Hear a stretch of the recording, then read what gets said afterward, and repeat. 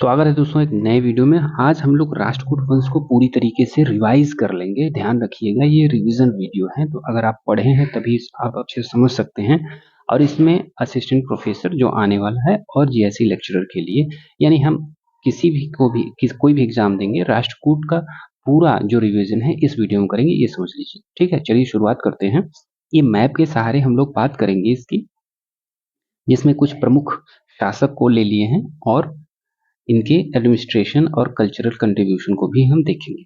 चलो शुरू करते हैं। ये देखो दोस्तों, ये जो दो मैप दिख रहा है, इसमें जो ये कलर है, ये बैगनी कलर हल्का दिख रहा है ना, कि राष्ट्रकूट डायनेस्टी है ये। राष्ट्रकूट वंश यहाँ तक फैला था। इसमें सबसे जरूरी चीज की शुरुआत हम लोग इस बात से करेंगे कि प्रमुख शासक कौन थे। दोस्तों इसमें 12-14 या शायद 15-16 शासक रहे हैं, जो कि बहुत ज्यादा जरूरी नहीं है। हमको सिर्फ इतने शासकों को ही पढ़ना है। यानी दंती दुर्ग जो फाउंडर रहे हैं, कृष्ण प्रथम, ध्रुव धारावर्ष, गोविंद तृतीय, अमोघ वर्ष प्रथम और कृष्ण तृतीय की बात हम करेंगे इसमें, और अच्छे से। और ज्यादातर अभी तक जितने सवाल आए हैं 99% सवाल इन्हीं से ही बने हुए हैं। ठीक है, अब आगे शुरुआत करते हैं कि मूलतः जो राष्ट्रकूट जो है वो पदनाम था, यानी राष्ट्र का मुखिया इसका मतलब होता है। ये एक पद का नाम था।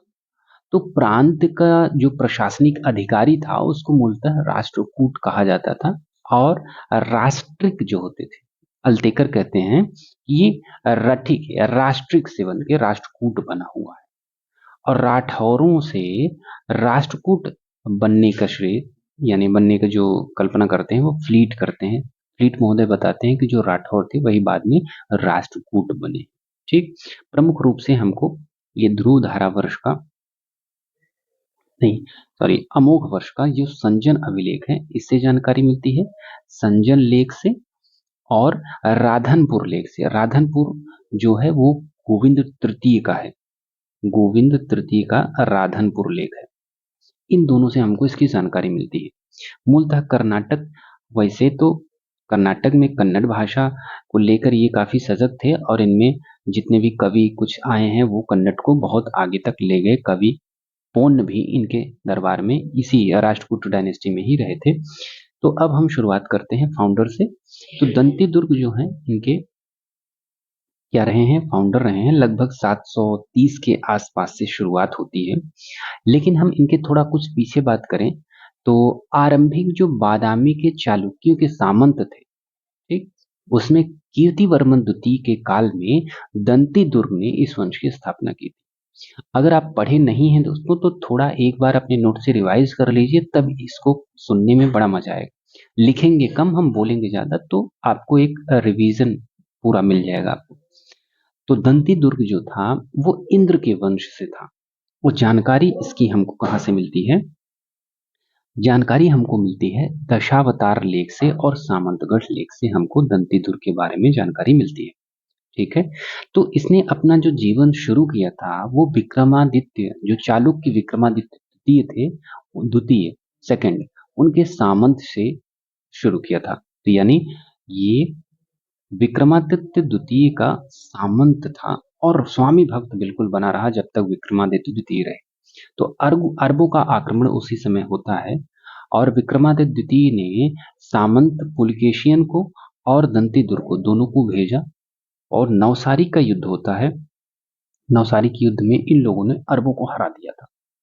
विक्रमादित्य द्वितीय ने खड़ावलोक और पृथ्वी वल्लभ की भी उपाधि धारण की थी। दोस्तों दंती दुर्ग के पिता का नाम अगर देखा जाए तो ये इंद्र तृतीय थे। इंद्र तृतीय। और इन्होंने जो प्रारंभिक राजधानी बनाई थी वो थी मयूर खिंडी। ये अक्सर आ जाता है कि राष्ट्रकूटों की प्रारंभिक राजधानी क्या थी, तो मयूर खिंडी थी। हालांकि बाद में चेंज कई हुई, तो उसको हम लोग आगे देखेंगे कब हुई था। हालांकि शुरुआती जो राजधानी थी वो मयूर खिंडी थी। ठीक है, आगे चलते हैं। दंती दुर्ग और कीर्तिवर्मन द्वितीय के मध्य युद्ध होता है और 753 में युद्ध होता है, और दंती दुर्ग जीत जाता है। और फिर महाराजा धीराज परम परम परम भट्टारक की उपाधि धारण करता है। और इसके साथ ही साथ हिरण्य गर्भदान और तुला पुरुष दान यज्ञ का आयोजन भी करता है। इस तरीके से उसने इस वंश की नींव रखी मजबूती के साथ। ठीक है। अब इसने एक काम और किया था दोस्तों, दंती दुर्ग ने, इसने दशावतार मंदिर बनवाया था। और दशावतार मंदिर कहाँ है? ये एलोरा में है। अभी हम लोग अच्छे से बात करेंगे। ये एलोरा है, तो यहाँ का दशावतार मंदिर जो बनवाया था वो दंती दुर्ग ने बनवाया था। तो इन सब कारणों के कारण दंती दुर्ग का अर्थ है दोस्तों कि जिसका हाथी ही उसका दुर्ग हो, जिस मतलब वह व्यक्ति जिसका हाथी ही उसका दुर्ग हो, यानी उसका किला हो, उसको दंती दुर्ग कहते हैं। तो राष्ट्रकूट की जो स्वतंत्रता का जन्मदाता और वंश का संस्थापक माना जाता है, वो दंती दुर्ग को ही माना जाता है। ठीक। अब इसके आगे चलते हैं। अगला ये है कि कृष्ण प्रथम आते हैं।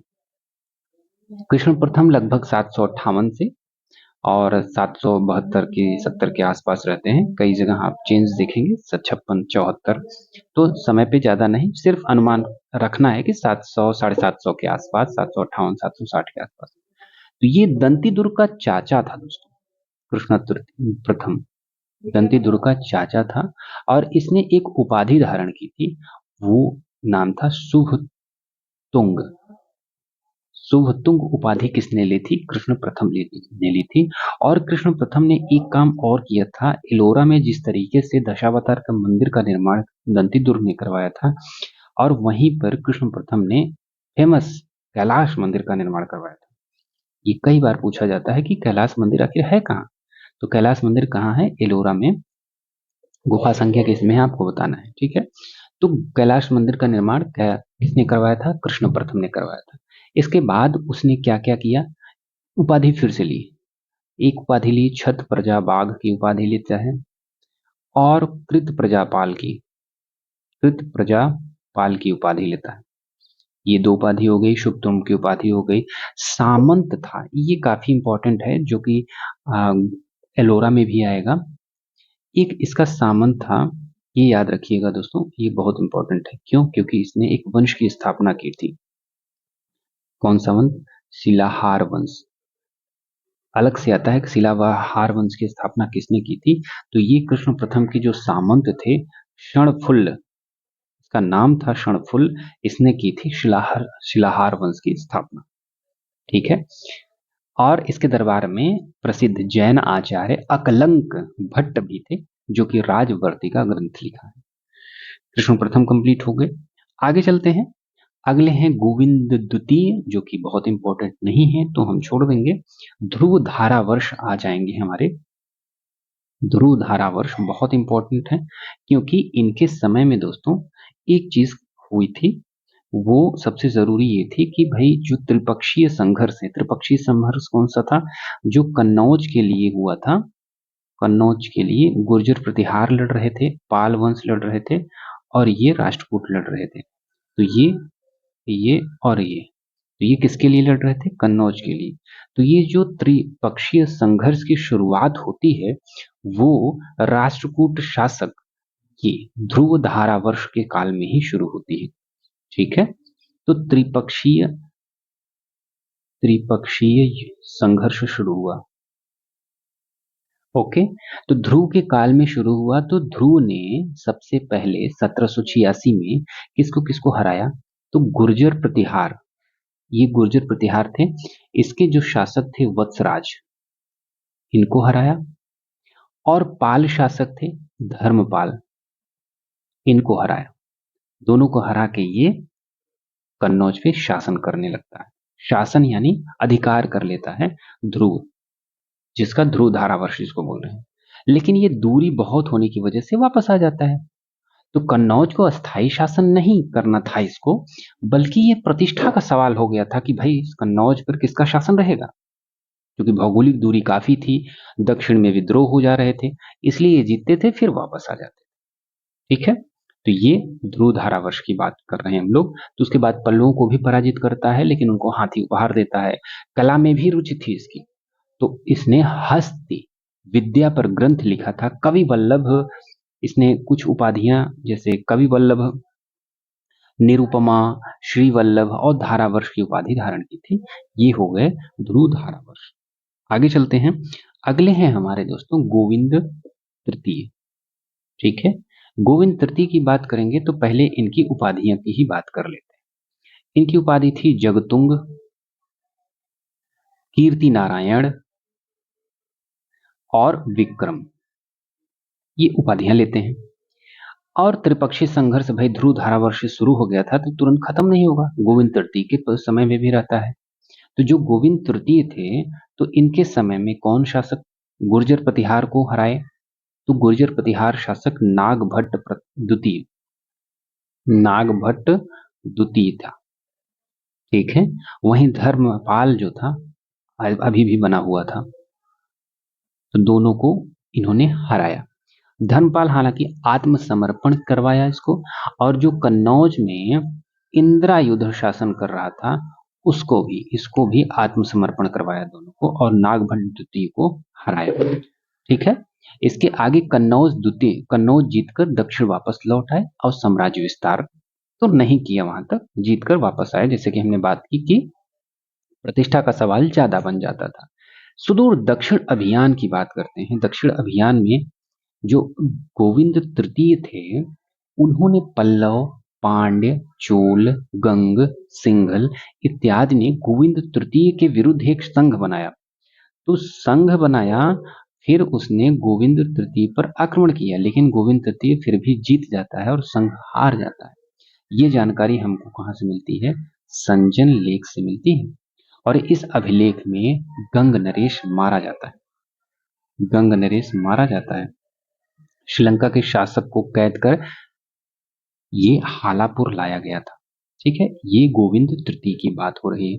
और गोविंद तृतीय ने इसके उपलक्ष्य में जब संघों को हराया तो कांची में दोस्तों, कांची में इसने एक विजय स्तंभ बनवाया था, विजय स्तंभ बनवाया। और इसके पुत्र थे, यानी गोविंद तृतीय का एक पुत्र था, उसका नाम था स्तंभ। इसने 12 राज्यों का संघ बनाया और विद्रोह कर दिया, लेकिन बाद में उसका दमन कर दिया गया। ठीक है, इस तरीके से हम लोग इसको समझ लेते हैं। हाँ, थोड़ा सा और बचता है कि इसकी अन्य उपाधियां जो थी वो छोड़ो, जाने दो, ये इंपॉर्टेंट इतना ही है, बहुत ज्यादा हो जाएगा। और ये जो अल्तेकर हैं वो गोविंद तृतीय को इस वंश का सबसे प्रतापी शासक कहते हैं। ठीक, गोविंद थर्ड हो गए। अब आगे चलते हैं, अमोघ वर्ष प्रथम आते हैं। अमोघ वर्ष प्रथम काफी इंपॉर्टेंट होते हैं दोस्तों, लगभग 814 के आसपास आते हैं। सबसे लंबा शासन रहता है इनका 64 वर्ष का, और जन्म इनका होता है स्कंदवार। स्कंदवार इसको बोलते हैं जैसे रण शिविर, यानी सेना कहीं शासन या लड़ाई में थी और वहां पे शिविर में उनका जन्म हुआ था, और 7 वर्ष की आयु में ही वे शासक बन गए थे। शायद इसी नाते इतने लंबा शासन काल रहा है इनका। तो जो ये अमोघ वर्ष है दोस्तों, ये जैन स्यादवाद के समर्थक थे। ठीक है, जैन स्यादवाद के समर्थक थे। गुजरात की जो राष्ट्रकूट शाखा थी, देखो यहां तक सॉरी, गुजरात तक फैला हुआ है, तो जो राष्ट्रकूट शाखा थी उसके वहां पे विद्रोह हो गया था। इसके विद्रोह को दमन के लिए इनको 25 वर्ष का समय लगा, अमोघ वर्ष को, इसलिए ये इधर नहीं जा पाए उत्तर भारत, तो अभियान नहीं किया उत्तर भारत में। तो दो अभियान किए थे, कौन कौन? ये गोविंद तृतीय और ध्रुव धारावर्ष। ठीक, बाद में फिर होगा। यद्यपि सिरूर लेख में लिखा है कि अंग, बंग, मगध, मालवा और वेंगी को इन्होंने नतमस्तक जरूर किया था अमोघ वर्ष प्रथम में। इनके सांस्कृतिक योगदान काफी इंपॉर्टेंट हो जाते हैं, क्योंकि ये जैन मत के पोषक रहे हैं। तो आदि पुराण के लेखक जो जिनसेन थे दोस्तों, जिनसेन, जिनसेन कौन था? आदि पुराण के लेखक, आदि पुराण के लेखक इन्हीं के जो दरबार में रहते थे, और जिनसेन को ये गुरु मानता था। ठीक है, अमोघ वर्ष प्रथम जिनसेन को गुरु मानता था। जैन आचार्य महावीर इनके दरबार में रहते थे। जैन आचार्य महावीर, महावीर इनके दरबार में रहते थे, जिन्होंने क्या लिखा था? गणित सार संग्रह लिखा था। शाकटायन जैन आचार्य भी थे इनके दरबार में, और अमोघ कृति ग्रंथ लिखा था। कन्हेरी वनवासी में जैन विहार इन्होंने बनवाया था और अपने पुत्र के अध्ययन के लिए गुणभद्र शिक्षक नियुक्त किया था। गुणभक्त अगर शिक्षक नियुक्त करने की बात आएगी तो किसने किया था? अमोघ वर्ष ने किया था। और अमोघ वर्ष के बारे में एक बात और फेमस है दोस्तों कि अकाल के समय में लक्ष्मी मंदिर में इन्होंने अपना अंगूठा दान दे दिया था, काट के दे दिया था। ये संजन अभिलेख से हमको पता चलता है, जबकि तेलुगु भाषा के संरक्षण दिया था इन्होंने, इन सब ने। कन्नड़ भाषा के जो ये जानकार भी थे और इन्होंने पहला काव्य लिखा था कविराज मार्ग। कविराज मार्ग इन्होंने काव्य लिखा, एक पुस्तक लिखी जो कि कन्नड़ में लिखी, ठीक है, कन्नड़ भाषा में लिखी और ये दंडिन की शैली में थी और दंडिन ने काव्यादर्श लिखा था। इसी के आधार पर इन्होंने कविराज मार्ग लिखा, किसने? अमोघवर्ष प्रथम ने। ठीक है, आगे चलते हैं। अगला दोस्तों एक बात इनको और कहा जाता है, जैसे दक्षिण का अशोक किसे कहा जाता है? तो अमोघवर्ष प्रथम को कहा जाता है। प्रश्नोत्तर मालिका ग्रंथ के अनुसार कृष्ण द्वितीय के पक्ष में गद्दी त्याग दी थी इन्होंने, अमोघवर्ष प्रथम ने, क्योंकि ये इनका पुत्र था और इसी के शिक्षक के तौर पर गुणभद्र को इन्होंने नियुक्त किया था। ठीक, तो कृष्ण तृतीय बहुत ज्यादा इंपॉर्टेंट नहीं है, इसलिए हम इसको छोड़ रहे हैं। हालांकि थोड़ा सा बता दें अगर, तो राष्ट्रकूट अरबों की मित्रता हो गई थी और वेंगी के चालुक्य प्रतिहार जो थे, मिहिर भोज के साथ संघर्ष चलता रहा और सफलता नहीं मिली, लेकिन बाद में उज्जैन पर अधिकार कर लिया था। बस इतनी ही बात है इसमें। ठीक, आगे इंद्र तृतीय आते हैं, वो भी बहुत ज्यादा इंपॉर्टेंट नहीं है, लेकिन फिर भी हम समझ लेंगे।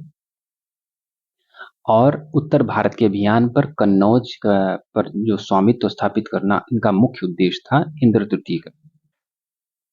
इंद्र तृतीय का ये कृष्ण तृतीय के पहले आते हैं। कृष्ण तृतीय के पहले कौन आते हैं? इंद्र तृतीय आते हैं। और गुर्जर प्रतिहार शासक को महिपाल को 916 में पराजित किया था। महिपाल को कन्नौज पर स्वामित्व स्थापित किया। स्वामित्व स्थापित करने वाले दक्षिण भारत का पहला शासक था, क्योंकि बाकी लोग जीत के चले आते थे। हालांकि 917 में ही ये वापस दक्षिण आ गया फिर से और कन्नौज पर पुनः महिपाल का आक्रमण अधिकार हो गया, क्योंकि देखो ये नजदीक नजदीक थे गुर्जर प्रतिहार, और तो सबसे ज्यादा लास्ट में त्रिपक्षीय युद्ध में गुर्जर प्रतिहार ही जीतता है। इसके बाद अमोघवर्ष द्वितीय, गोविंद चतुर्थ, अमोघवर्ष थर्ड, ये सब शासक आते हैं, लेकिन काफी कमजोर अल्पकालिक शासक होते हैं। अब हम फाइनल बात करते हैं कृष्ण थर्ड की, और कृष्ण थर्ड में बात करेंगे हम लोग इनके पहले उपाधि की। तो कांचीयुम तंजेयम कोंड की उपाधि कृष्ण तृतीय लेते हैं, कांचीयुम तंजेय कोंडम की उपाधि। और वल्लभ, वल्लभ नरेंद्र, पृथ्वी वल्लभ, अकाल वर्ष, ये काफी बार पूछी गई है। अकाल वर्ष की उपाधि किसने ली थी? तो ये कृष्ण तृतीय ने ली थी। तो चोलों का जो प्रभाव था इनके समय में बढ़ने लगा और राष्ट्रकूट चोल सीमाएं स्पर्श करने लगी। तो अंततः संघर्ष जो था अवश्यंभावी हो गया और कृष्ण तृतीय के ही शासनकाल में तक्कोलम का युद्ध होता है। और तक्कोलम का युद्ध कब होता है दोस्तों? 949 में होता है। किनके किनके बीच होता है? परांतक प्रथम के बीच होता है। परांतक प्रथम कौन था? वो चोल शासक था जो कि हार जाता है और ये कृष्ण तृतीय जीत जाता है। तो इस तरीके से तक्कोलम युद्ध चोलों के साथ लड़ता है ये, और राष्ट्रकूट वंश का अंतिम योग्य शासक माना जाता है जिसने तोंड मंडलम क्षेत्र को जीता और सकल दक्षिणाधिपति की उपाधि धारण की थी इसने, कृष्ण तृतीय ने। अब देखते हैं थोड़ा सा और आगे कि रामेश्वर में कृष्ण तृतीय ने रामेश्वरम में कृष्णेश्वर मंदिर, कृष्णेश्वर और गंड मार्तंडादित्य मूर्तियां स्थापित करवाई और दक्षिण विजय का प्रतीक मानी जाती हैं ये सारी चीजें। और कृष्ण तृतीय के दरबार में कवि पोन रहते थे। ये काफी इंपॉर्टेंट है दोस्तों, क्योंकि कवि पोन ने लिखा है शांति पुराण। शांति पुराण लिखा है और ये कन्नड़ भाषा में है, कन्नड़ भाषा में है। और जो कवि पोन्न है ये दक्षिण के कन्नड़ भाषा के त्रिरत्न, 3 कवियों जो बोले जाते हैं त्रिरत्न, उनमें से आते हैं। कौन है? पंप, कवि पंप, पोन्न और रन्न। इसमें से पौन्य जो थे वो कृष्ण तृतीय के दरबार में रहते हैं। इनके अलावा पौन्य के अलावा पुष्प दंत भी रहते हैं इनके दरबार में, जो कि ज्वाला मालिनी कल्प ग्रंथ रचते हैं। इस तरीके से हम लोग कृष्ण थर्ड को कंप्लीट कर लेते हैं। अब अगर पूछा जाए कि राष्ट्रकूट वंश का अंतिम शासक कौन था, तो अंतिम शासक दोस्तों कर्क द्वितीय था। और तैलप द्वितीय कौन था? ये चालुक्य था। तैलप द्वितीय ने कर्क द्वितीय को पराजित करके कल्याणी की जो चालुक्य शाखा थी उसके आरंभ किया था। हम पिछले वीडियो में बात कर चुके हैं दोस्तों, बादामी के चालुक्य या कल्याणी के चालुक्य की शाखा और वेंगी के चालुक्य कौन थे। तो तैलप द्वितीय ने पराजित कर इसको कल्याणी के चालुक्य शाखा आरंभ की थी। इस तरीके से हम लोग शासकों को प्रशासन रूप से पूरा पढ़ लेते हैं। अब बचता है राष्ट्रकूट प्रशासन। ठीक है, राष्ट्रकूट प्रशासन की बात आती है तो राष्ट्रकूट प्रशासन में हम देखते हैं दोस्तों कि सर्वे सर्वात है कौन? सम्राट।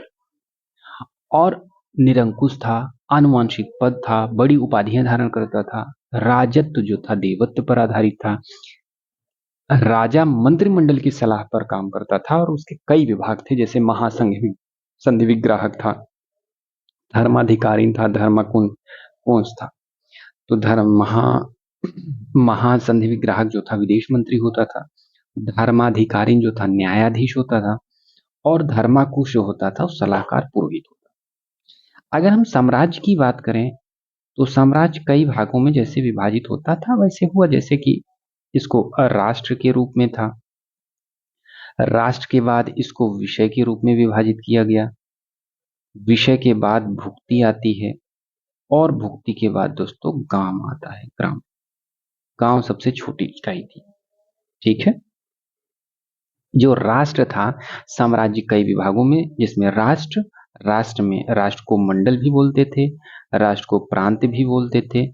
ये था राष्ट्र हमारा, जो कि 20 या 25 राष्ट्र हुआ करते थे उस टाइम, और इसके अध्यक्ष को राष्ट्रपति बोला जाता था, और राष्ट्रपति ही उस समय का दंड नायक भी कहा जाता था।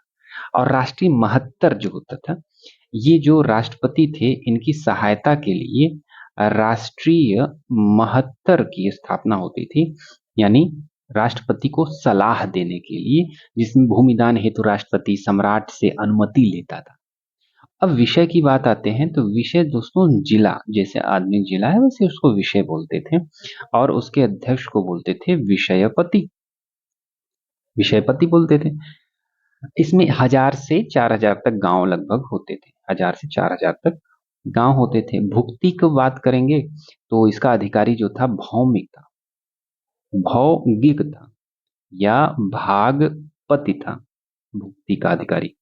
और 50-60 ग्राम होते थे, 50 से 70 ग्राम मान लो गांव होते थे यानी।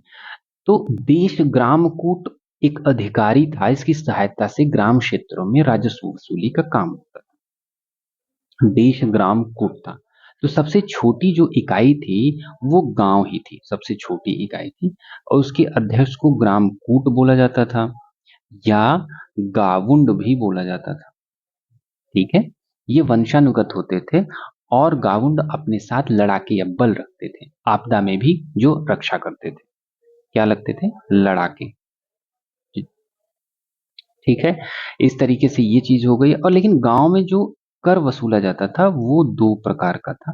कर तो वसूला जाता था, लेकिन जो राजा के पास भेज दिया जाता था, सम्राट के पास, तो मेलावरम जिसको बोलते थे, राजस्व का वह हिस्सा था जो केंद्र के पास जाता था, और ये लगभग 85% था। वहीं जो चूड़ीवारम चूड़ीवारम यानी बचा 15% हिस्सा जो गांव के पास रहता था उसको चूड़ीवारम कहते थे। और तो और सुलेमान अरबी यात्री जो थे जिनका नाम सुलेमान था, उन्होंने कहा कि जो गांव थे राष्ट्रकूटों के पास, उनके पास न्यायिक शक्तियां भी थी। ठीक है, इस तरीके से हम लोग ये प्रशासन भी समझ लेते हैं कि प्रशासन क्या था। आगे चलते हैं, अब राष्ट्रकूट कला की बात करते हैं दोस्तों। क्योंकि आज हम लोगों को इसमें पूरा कंप्लीट करना है, इसलिए बोर मत होइए, एक बार पढ़ लेंगे तो पूरा आ जाएगा। ठीक है, राष्ट्रकूट कला में बात करेंगे तो कला में एलोरा, एलिफेंटा, जोगेश्वरी और मंडपेश्वरी आते हैं, जिनको हम लोग थोड़ा सा मैपिंग के थ्रू पढ़ेंगे। तो इसमें हम प्रमुख रूप से जो पुरानी बहुत जरूरी, यानी जो एकाश्म पत्थर, पत्थरों को काट कर गुफाएं बनाई गई थी 6वीं से 10वीं शताब्दी के बीच में, उसमें ये सारी चीजें आती हैं, जिसमें एलोरा जो है राष्ट्रकूट शासन से संबंधित है। इसकी हम लोग बात कर रहे हैं, जो कि है कहाँ पे? औरंगाबाद महाराष्ट्र में स्थित है, 6वीं से 10वीं शताब्दी ईस्वी के बीच में। और ये तीन प्रमुख रूप से तीन धर्म से संबंधित है दोस्तों, ये जरूरी है, बुद्धिस्ट, हिंदू और जैन। और यहाँ पे 34 जो गुफाएं हैं, इनको अलग अलग भागों में डिवाइड किया गया है। जैसे शुरुआती 1 से 12 तक की जो गुफा है वो बुद्ध से संबंधित है। फिर जो 13 से 29 तक है वो हिंदू से संबंधित है। और जो 30 से 34 है वो जैन से संबंधित है। सबसे ज्यादा हिंदुओं की गुफा है जो कि 17 है, बुद्धिस्ट में 12 है और जैन में 5 है। लेकिन ये याद रखना है कि कितने, कौन कौन से धर्म थे? बुद्ध, जैन और हिंदू। ठीक है। इसमें कई गुफाएं हैं जिसके सवाल अलग अलग आ जाते हैं दोस्तों। जैसे ये है कि कैलाश जो मंदिर है वो किस गुफा में है? तो गुफा नंबर 16 में है, एकाश्म पत्थर में बना हुआ है और ये भगवान शिव को समर्पित मंदिर है। ठीक है। इसके इसके अलावा अगर देखें तो जो गुफा संख्या 15 है, गुफा संख्या 15 इसमें नहीं दिया गया है, 15 की बात करेंगे तो जो दंती दुर्ग ने दशावतार मंदिर बनाया था दोस्तों, वो दशावतार मंदिर गुफा संख्या किसमें है? गुफा संख्या 15 में है। एक और चीज आती है, तीन ताल। तीन ताल की बात करेंगे, तीन ताल कहाँ पे है? गुफा संख्या 12 में। तो गुफा संख्या 12 में क्या है? तीन ताल इसको बोलते हैं, गुफा संख्या 12 को, जिसमें 8 बोधिसत्व का समूह है, बोधिसत्व का समूह है। और गुफा संख्या 12 में ही 3 मंजिला है ये। और ये सप्त मानुष बुद्ध यहाँ पे है, सप्त मानुष बुद्ध। गुफा संख्या 12 हो गई। वहीं गुफा संख्या 15 की बात करेंगे तो दंती दुर्ग, अभी हम लोग बात कर लिए ये वाली, दंती दुर्ग यहाँ पर विष्णु के 10 अवतारों का मंदिर बनवाया, जिसको दशावतार मंदिर या दशावतार गुफा भी बोलते हैं उस मंदिर के नाते। ठीक है। और जो 16 में हमने बात की, जो कैलाश मंदिर था, पर्सी ब्राउन ने इसकी तुलना किससे की है? तो मिस्र के जो पिरामिड हैं दोस्तों, उनसे इन्होंने एक तुलना की है और यूनान के पोसिडान मंदिर से तुलना की है। और इसको बताया है कि संसार की महानतम शैल कला है। कैलाश मंदिर को पर्सी ब्राउन ने कहा है कि संसार की महानतम शैल कला है। ठीक है, महानतम शैल कला है। आगे चलते हैं। हाँ, ये कैलाश मंदिर एकाश्म अभी बात कर लिए, किसने बनवाया था? कृष्ण प्रथम ने बनवाया था। और एशिया का सर्वोत्तम है, एशिया का सर्वोत्तम गुफा स्थापत्य है, जो पाषाण से अद्भुत रूप से सन्निवेश बनाता है, जो बड़ौदा लेक से हमको प्राप्त होता है। ठीक है। अब इसमें 16 स्तंभों का मंडप है, जिसकी छत जो है सादा एकदम है। मंडप का विमान जोड़ता है अर्ध मंडप से, और मंडप के सामने नंदी मंडप है जो संगीतशाला है। गर्भगृह में भी विशाल शिवलिंग स्थापित है। तरीके से ये हो गया। और इसमें रामायण महाभारत का अंकन भी है और रंगमहल का भी अंकन है।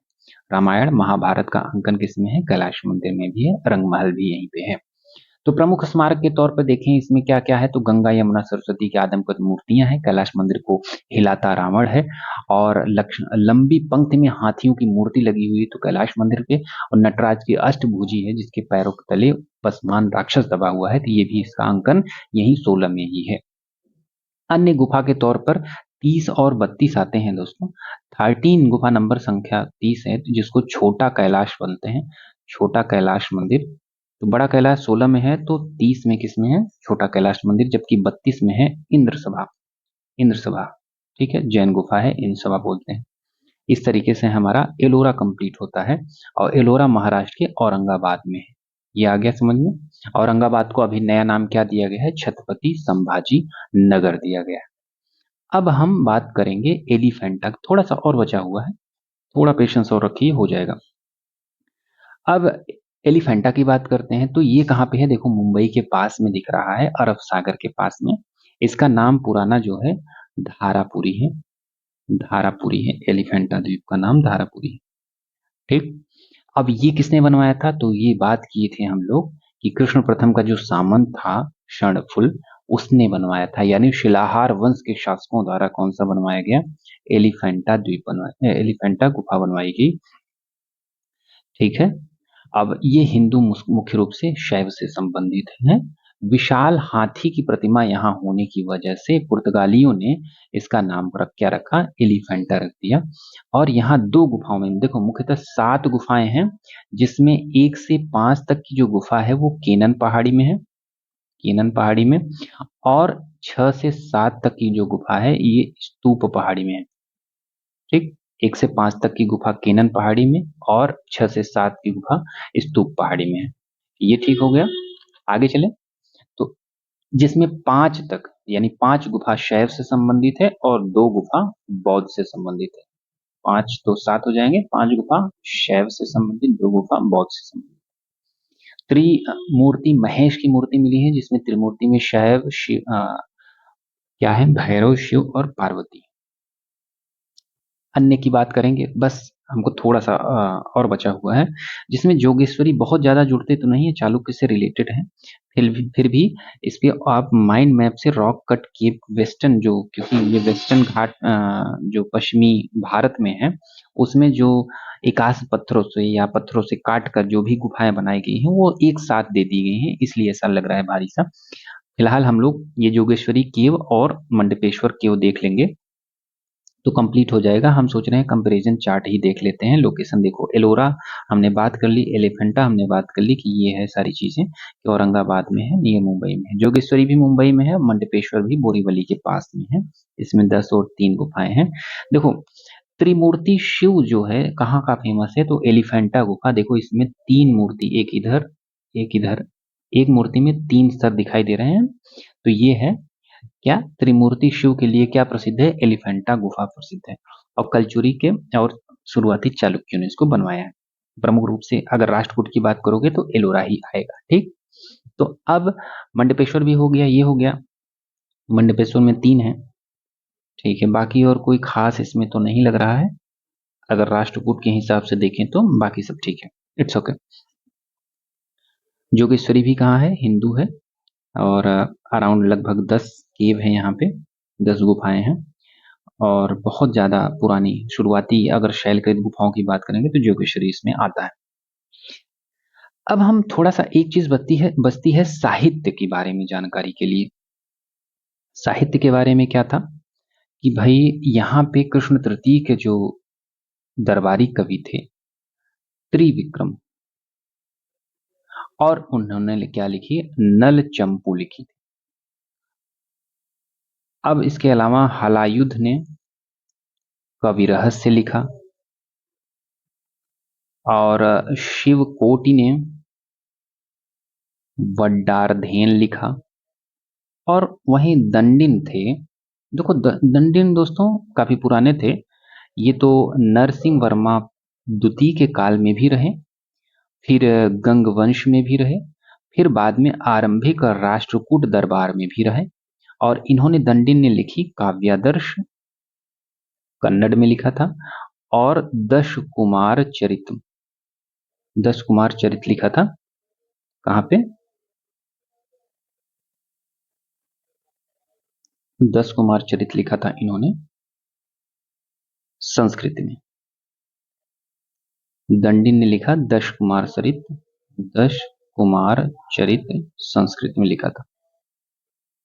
आगे धर्म की बात करते हैं तो धर्म में दोस्तों वैष्णव धर्म, शैव धर्म, जैन धर्म और बौद्ध धर्म आते हैं। वैष्णव में वैष्णव मत अनुयायी माने जाते हैं, जैसे गरुड़ राजमुद्रा है, वल्लभ की उपाधि है, और विष्णु के मंदिर हैं। शैव में दोस्तों एलोरा है और एलिफेंटा है। जैन में अमोघ वर्ष और गोविंद फोर्थ हैं जैन मतानुयायी, और बौद्ध में कान्हेरी और एलोरा की गुफा है। इस तरीके से हम लोग ये कंप्लीट कर लेते हैं। एक बुक आती है दोस्तों, अनंत अनंत सदाशिव अल्तेकर की। ये बुक है राष्ट्रकूटाज एंड दियर टाइम्स। ये बुक जरूरी है कि मूलतः लातूर के मानते हैं ये, कि पहले कर्नाटक में लातूर ही था, तो लट्लूर जिसको बोलते हैं लातूर से ही संबंधित है। तो अनंत सदाशिव अल्तेकर की बुक है राष्ट्रकूटाज एंड दियर टाइम्स। तो इस तरीके से हम लोग कंप्लीट कर लेते हैं कुछ पीवाईक्यूज। तो इसमें सब कुछ इंक्लूड था, लेकिन राष्ट्रकूट की जो आय थी, प्रमुख स्रोत जो था वो भूमिकर था, और भूमिकर उपज का 1/4 भाग था। जो भूमिकर को उपद्रंग या उपरिकर बोलते थे। ठीक है, बस करते हैं, मिलते हैं दोस्तों अगले वीडियो में, तब तक के लिए धन्यवाद।